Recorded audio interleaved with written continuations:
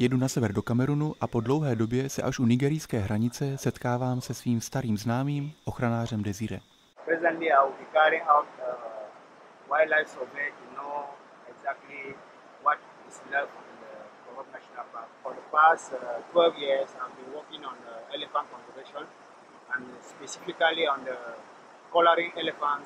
Monitor the elephants in the forest, have a good knowledge of the land use, their moving patterns, and migrating corridors. Before having been as a conservationist, I used to do poaching. I was a very big poacher. Primates, apes, and elephants particularly. In 15 years, the price of the ivory is 5-7 times higher than what it was before. I always target myself on male, adult male, that at least they have up to 10 kilograms, 15 kilograms of ivory and more than that. Who come across my luggages and question me, I may give him a tip and he let me go. That was how much the bribe? I went up to 50,000 pounds bribing to let me pass with my gear. With all the cargo? With all the cargo. Jsem zpět na jihu v Yaoundé, kam z České republiky dorazila slíbená kola pro strážce v parku Zakuma. Cestování místní dopravou s obříma bednama bylo složitější, ale osud mi byl nakloněn. Dalšího dne už v Ngaoundére a pak samotný Čad. Tak dneska vlak nezhořel, měl jsem štěstí. Tyto bicykly věnovala organizace Kola pro Afriku díky dárcům z celé republiky.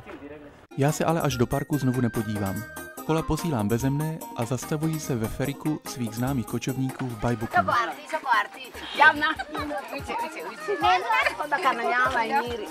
Mou návštěvu nikdo nečeká a celá rodina je překvapením nadšená. Otec Haruna je ale ještě s dobytkem a tak si na něj musím počkat. Rád.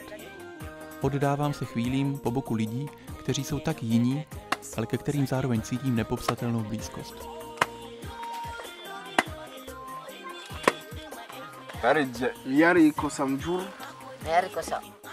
Je mi představen nejmladší přírůstek do rodiny, kterého jsem před několika měsíci ještě neviděl. Před západem slunce doprovázím ženy i dívky na nezbytný sestup k prameni, aby do tábora přinesli čerstvou vodu. Snažím se být galantní a pomoct, ale dostanu k ostraze jen maličký kanistr. Pravdou je, že ve 2 rukách bych více jejich hrnců asi neunesl. Nošení na hlavě má něco do sebe. Haruna. Poté se z pastvy vrací i Haruna.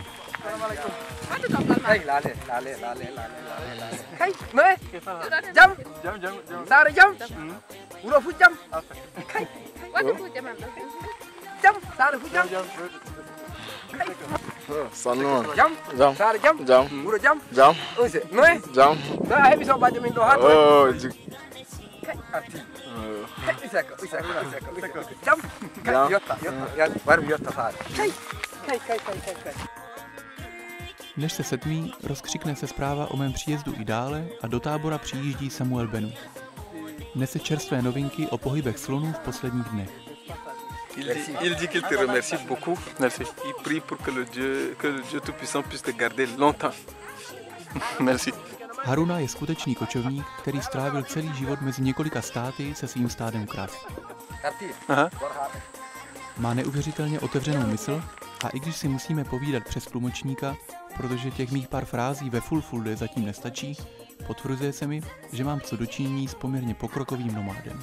Ne náhodou se Samuel domluvil ze všech pastevců nejprve s ním, že budou experimentovat s produktivnějším chovem krav a omezí pro přírodu tak drancující velikost stád. Nad mlékem, čajem i kaší si povídáme až pozdě do noci a ráno začínáme na novo.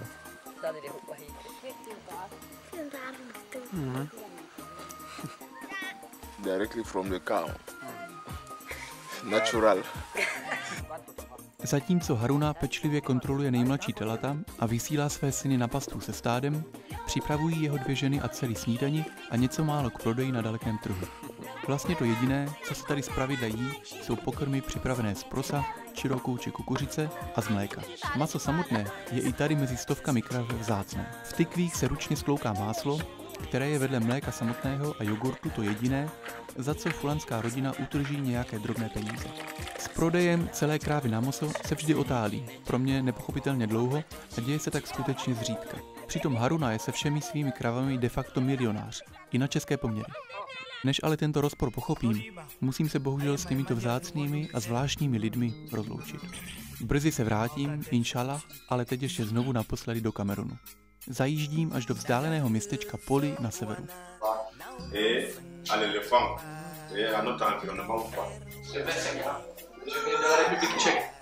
J'ai décidé de soutenir un peu cette protection. Je suis venu ici en Afrique. Je voudrais laisser cette vélo ici en Afrique pour quelqu'un de vous. Své zasloužilé, ale stále prvotřídně sloužící kolo si sebou totiž zpět do Evropy vzít neplánují. Les éléphants sont trop menacés aujourd'hui par les braconniers et les gens qui les tuent pour les défenses. Pourquoi ce n'est pas bien de tuer les éléphants? Oui. Les éléphants sont importants. D'accord? Et on a dit combien chaque jour? Ve 2 základních školách v Poli nechávám barvy, pastelky a papíry a vyhlašují soutěž o nejkrásnější obrázek se slony. Vítězem se stane někdo z 50 dětí z jedné ze 2 škol. Ještě mimo soutěž dostávají malí žáci rozehřívací kolo a ihned nakreslí z hlavy překrásné slony. Je mi jasné, že sám nedokážu ani náhodou rozhodnout a že dáme možnost hlasovat online mnoha lidem, kteří mou cestu sledují.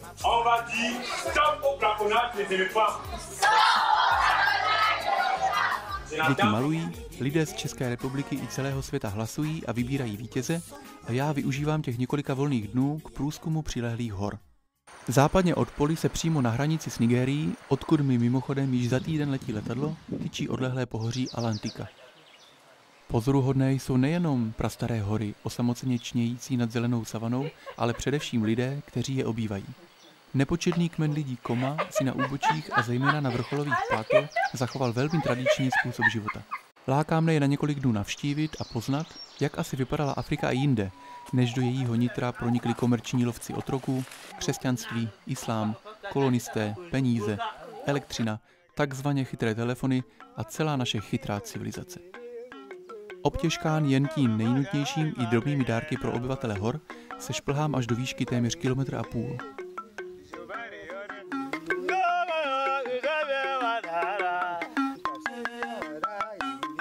Stařec, hlídající svá pole před paviány, si krátí chvíli hrou na balafon a svým zpěvem mě vítá do trochu jiného světa.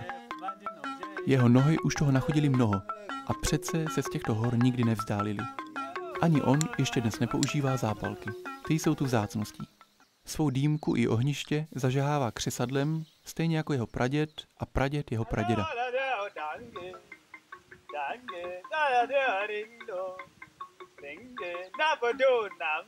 Libovolně přecházím z jedné strany kamerunsko-nigerijské hranice na druhou a setkávám se s lidmi z několika různých vesnic. Ze všech vyzařuje klid a také jakýsi odstup. Bez něj by totiž už dnes všichni mluvili francouzsky či anglicky, modlili se k jednomu bohu, ať už kterémukoliv z nich, a žili dole na rovině a ne v tomto drsném kraji. Mnohé ženy i dívky Koma ani dnes nemají oblečení a jen si každý den připravují z větviček skromnou zástěrku.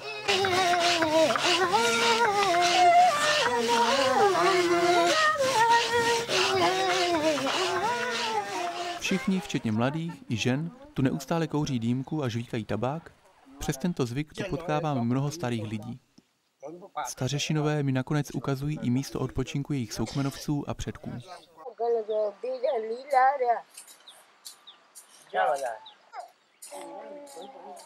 Dokázal bych tu zůstat daleko déle, ale dole čekají děti a moje kolo.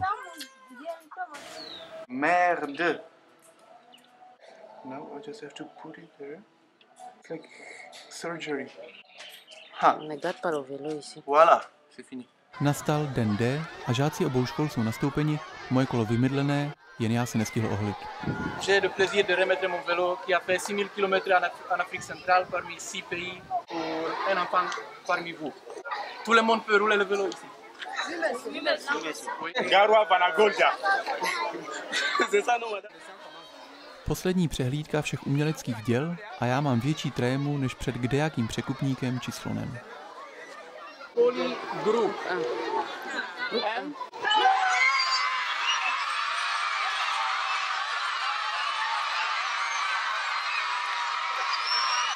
Zdá se mi, že až do nebe neskákali jen děti z vítězné školy, ale i z té druhé. Ale to je asi úplně bezpředmětné.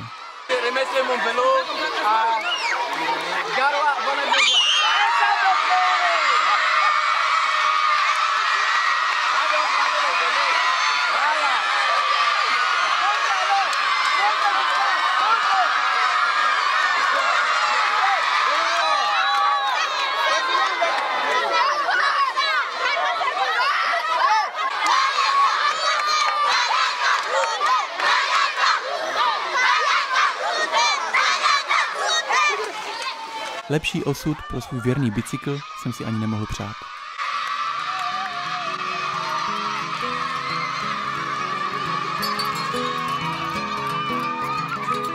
Po vší té nespravedlnosti a mnoha hrůzách, kterých jsem byl za poslední rok svědkem, jsem právě takové rozloučení s Afrikou i já sám potřeboval.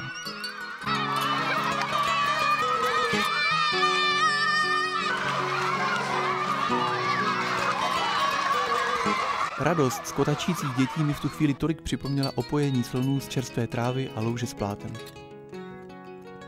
Jak málo slonům a dětem stačí ke štěstí. A o kolik více toho pak žádáme, když dospějeme a dostaneme takzvaně rozum.